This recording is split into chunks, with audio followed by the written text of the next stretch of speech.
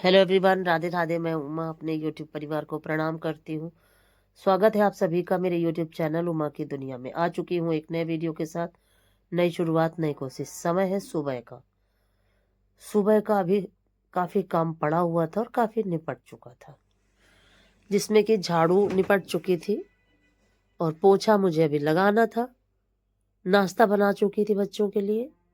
फिर जैसे ही नाश्ता बन चुका था तो मैंने सोचा कि यहाँ की सफाई कर देती हूँ और जो बर्तन नाश्ते वगैरह के खाली हुए हैं उनको भी धुल लेती हूँ।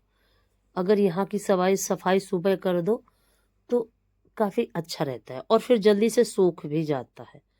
हालांकि कपड़े धुलने में फिर से गीला हो जाएगा जब खंगालूंगी। जो थोड़े थोड़े से खंगालते जा रहे थे और थोड़े से अभी चल रहे थे।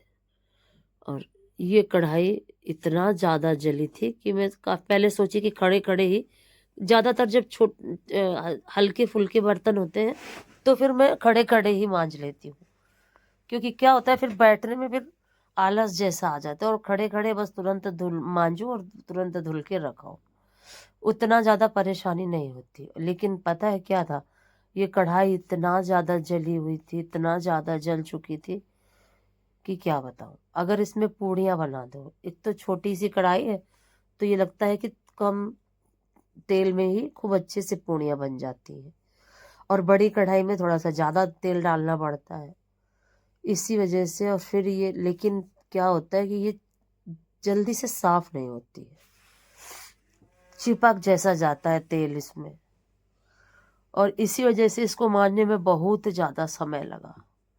और पहले क्या है, मैं आपको बताऊं कि मैं पहले कढ़ाई भी नहीं मांज पाती थी, ना मैं तवा साफ कर पाती थी।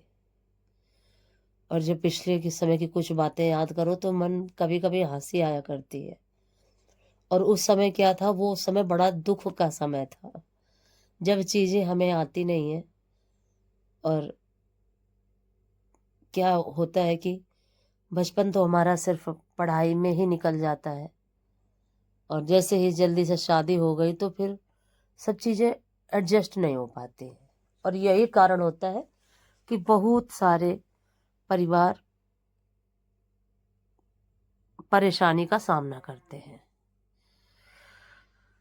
और कितना भी हो, आज के समय में तो फिर भी ये है कि यूट्यूब चल चुका है। और पहले तो ये भी नहीं तरीका था कि हम कढ़ाई को किस तरह से साफ करें, तवा को किस तरीके से साफ करें।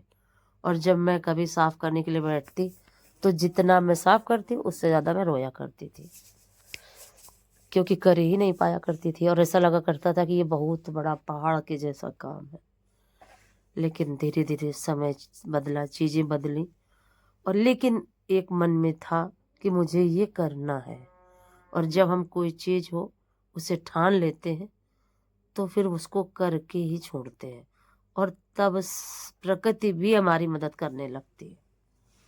और यही हुआ मेरे साथ कि फिर मैं धीरे धीरे, अब तो आप कितनी भी बड़ी कढ़ाई दे दो, कितना भी बड़ा बर्तन दे दो सफाई करने में, और कितने ज़्यादा बर्तन हो। और पहले भी मेरी आदत थी कि मैं थोड़े बर्तन धुला करती थी। थोड़ा सा काम हुआ तो फिर मैंने थोड़े से बर्तन धुल के हटा दिए, और फिर जब थोड़े से तैयार हुए तो फिर धुल दिए।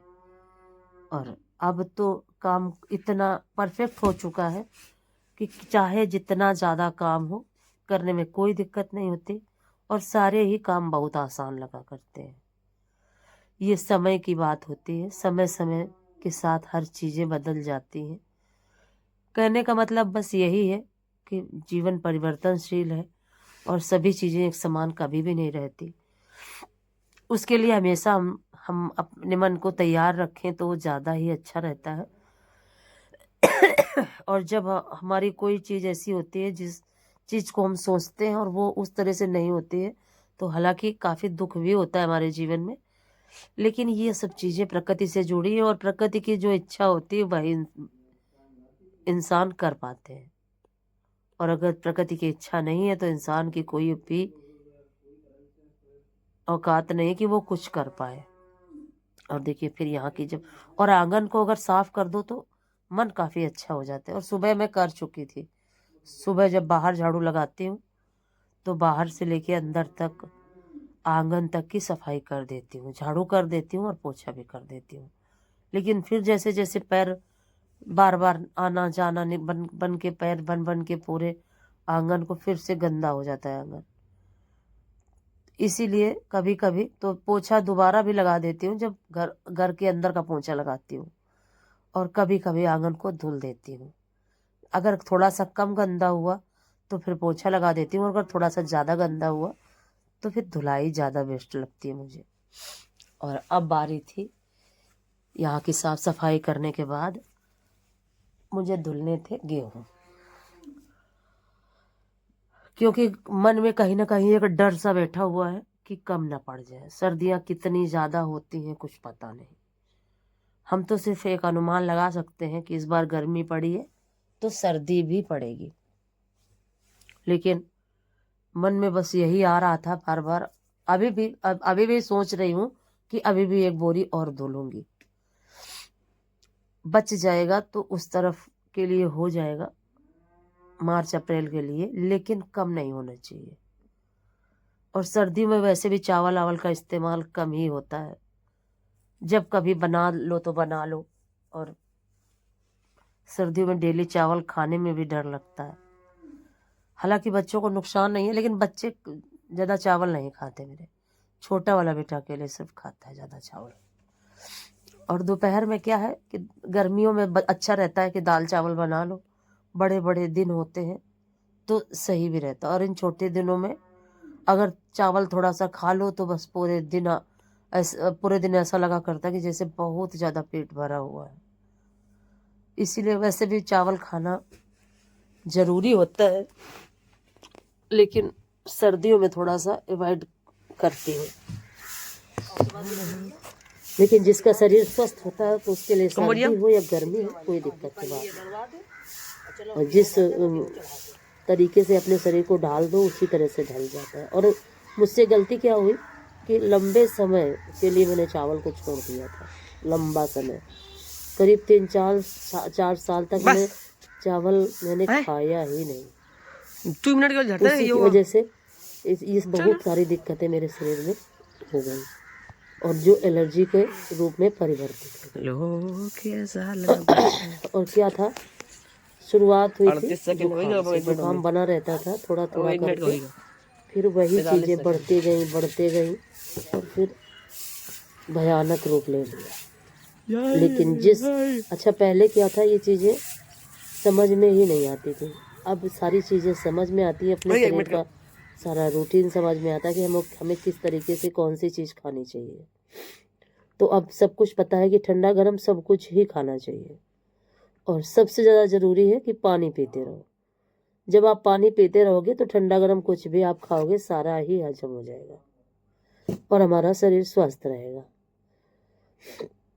और फिर उसके बाद मैंने कोई भी वीडियो नहीं बनाया था। गेहूँ फैलाए और फिर नहाया धोया, बहुत सारा काम था। फिर उसके बाद देखिए मैं, ये रात का समय है, रात क्या शाम का ही समय है, 8:15 करीब बजा हुआ है, ज़्यादा समय नहीं हुआ था।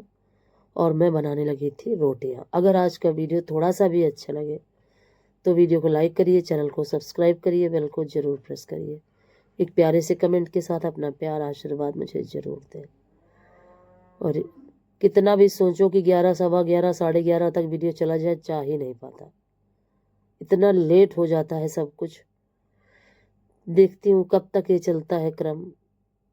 और सोचने से कुछ भी नहीं होता, जो भी होता है करने से होता है। कितना भी करो, परफेक्ट टाइम पे वीडियो डालने की कोशिश करो, लेकिन हो नहीं पाता।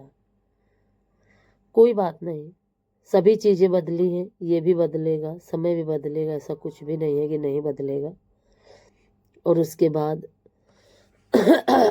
मैंने कोई भी वीडियो नहीं बनाया फिर, क्योंकि किसी किसी दिन ऐसा लगा करता है कि जितना कम से कम हो वीडियो बनाओ, और किसी किसी दिन तो कितना भी वीडियो आप बनाओ।